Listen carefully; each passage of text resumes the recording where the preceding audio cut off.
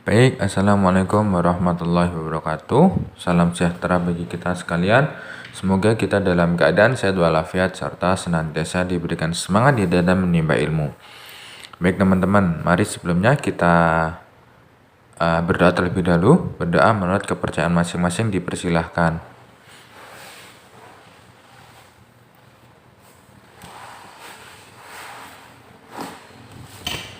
Baik, berdoa selesai. Pada kesempatan kali ini berjumpa lagi dengan saya, Taufik Andristiono, yang akan mencoba berbagi ilmu ataupun sharing-sharing ya, diskusi santai saja tentang produk cacat di mata kuliah akuntansi biaya. Oke, setelah sebelumnya kita belajar tentang produk rusak. Ya, sekarang kita coba masuk produk cacat. Produk cacat, defective goods, itu merupakan produk yang tidak memenuhi standar mutu yang telah ditentukan.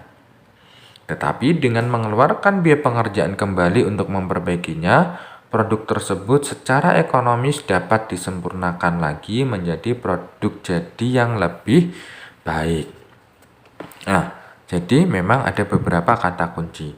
Yang pertama yakni tentang produk yang tidak memenuhi standar mutu yang telah ditentukan. Standarnya misalkan 100, ternyata penilaian itu baru 90, maka termasuk tidak memenuhi. Tapi dengan mengeluarkan biaya untuk pengerjaan kembali, itu nanti bisa disempurnakan lagi menjadi produk yang lebih baik. Nah, dari hal ini muncul masalah yang timbul dalam produk cacat, di mana tentang perlakuan. Bagaimana? Yakni tentang yang pertama, jika produk cacat bukan merupakan hal yang biasa terjadi dalam proses produksi, dan jika produk cacat merupakan hal yang biasa terjadi dalam proses produksi. Oke, yang pertama, jika produk cacat bukan merupakan hal yang biasa terjadi dalam proses produksi, tapi karena adanya karakteristik pengerjaan pesanan tertentu, maka biaya pengerjaan kembali produk cacat dapat dibebankan sebagai tambahan biaya produksi pesanan yang bersangkutan. Ya. Jika adanya pesanan tertentu, maka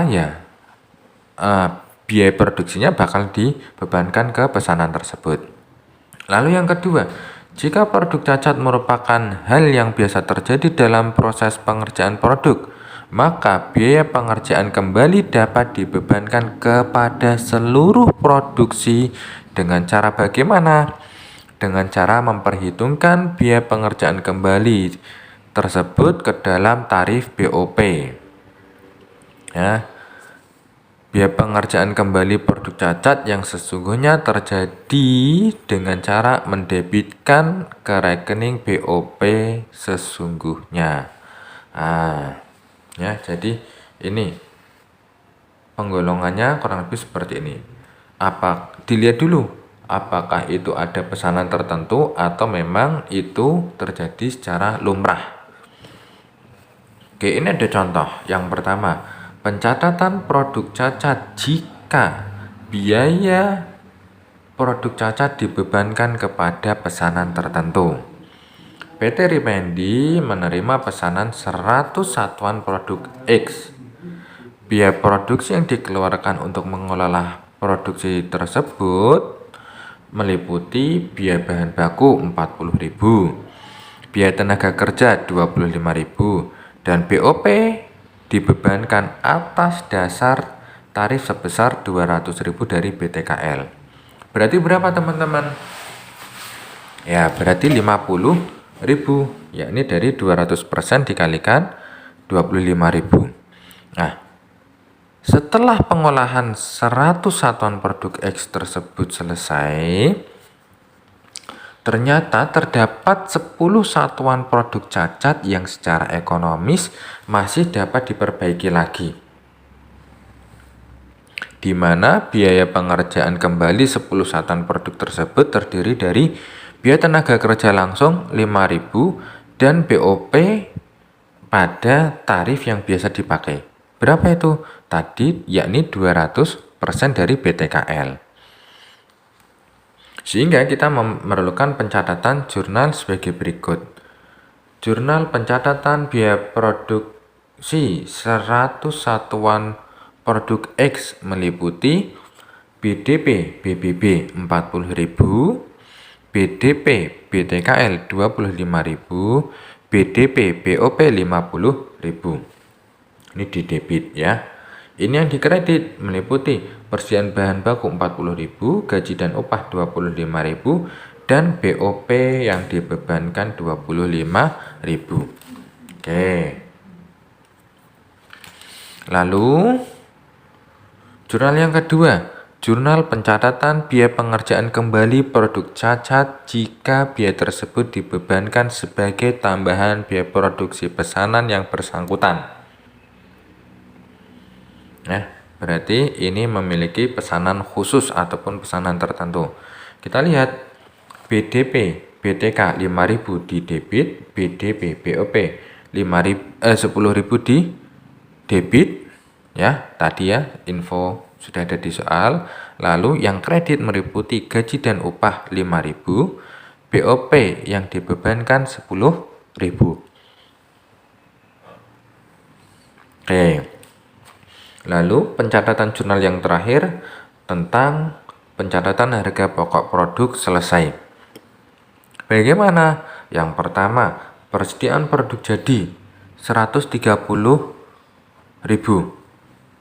Dari mana angka itu 130.000? Nah, ini dijumlahkan, maka ini baru 115 kita. 115, sebentar, tunggu dulu. Tadi ada yang dikerjakan kembali yang memakan biaya 15.000. Sehingga 115 ditambah 15 ketemulah angka 130. Lalu yang dikredit BDP, BBB 40.000 sama dengan ini ya atas, tinggal pindahkan saja. Lalu BDP, BTKL 30.000. Dari mana ini? Ini 25.000 ditambah dengan 5.000. Yang BDP BOP juga sama, 50.000 ditambahkan dengan 10.000. Oke, itu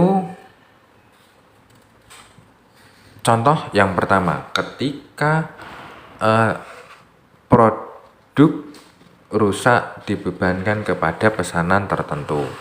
Lalu contoh yang kedua yakni tentang pencatatan produk cacat. Maaf ya, tadi produk cacat bukan produk rusak, mohon maaf. Ini manakala produk cacat dibebankan kepada pesanan tertentu. Nah, sekarang pencatatan produk cacat jika kerugian produk rusak dibebankan kepada seluruh produk. Ini ada contoh. PT Eliona kebetulan menerima pesanan pembuatan produk Y sebanyak 500 satuan produk. Nah, tentunya di dalam proses produksi itu hampir pasti akan muncul yang namanya produk cacat. Hampir pasti kita mengolah produk 100. Ada potensi yang tidak jadi, entah itu 1, 2, 3, 10 dan lain sebagainya. Nah, di mana produk cacat itu secara ekonomis masih dapat diperbaiki dengan cara mengeluarkan biaya pengerjaan kembali. Apa yang diperlukan? Ternyata biaya produksi yang dikeluarkan meliputi biaya bahan baku 100.000, BTKL 125.000, dan tarif BOP yang ditentukan sebesar 150% dari BTKL.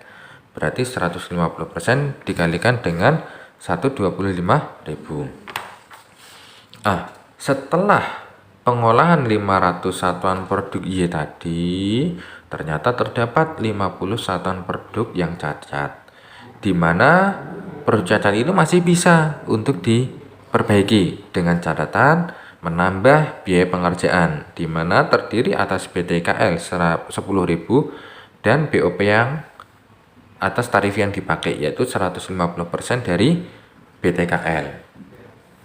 Nah, sehingga pencatatan jurnalnya meliputi yang pertama, jurnal pencatatan biaya produksi 500 satuan produk Y. BDP BBB 100.000, BDP BTKL 125.000, BDP BOP 187.500. Ini di debit. Lalu yang dikredit apa? Yang dikredit adalah persediaan bahan baku 100.000, gaji dan upah 125.000, BOP dibebankan 187.500. Ini dikredit. Lalu jurnal pencatatan biaya pengerjaan kembali produk cacat. Kebetulan ini biaya tersebut dibebankan kepada seluruh produk, maka cukup BOP sesungguhnya saja. BOP sesungguhnya berapa? 25.000. Dari mana 25.000? Dari gaji dan upah 10.000, BOP yang dibebankan 15.000. Nah, nyata. Lalu yang terakhir, jurnal pencatatan harga pokok produk selesai, yakni persediaan produk jadi 412.500 di debit, yang kredit BDP BBB 100.000, BDP BTKL 125.000, dan BDP BOP 187.500. Nah, ya. Jadi ini penjelasan singkat tentang produk cacat di akuntansi biaya, yang mana saya ambil referensi dari bukunya Pak Mulyadi. Sebagai penutup, kita pasti tidak akan mampu untuk membuat diri kita tidak dibenci oleh siapapun. Tapi kita dapat berusaha untuk membuat diri kita tidak membenci siapapun.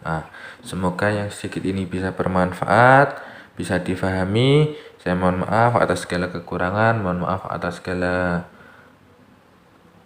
kesalahan maupun kekurangan, dan mohon juga koreksi dari seluruh pendengar. Siapapun yang mendengarkan, barangkali ada koreksi, silahkan bisa disampaikan dengan cara yang baik.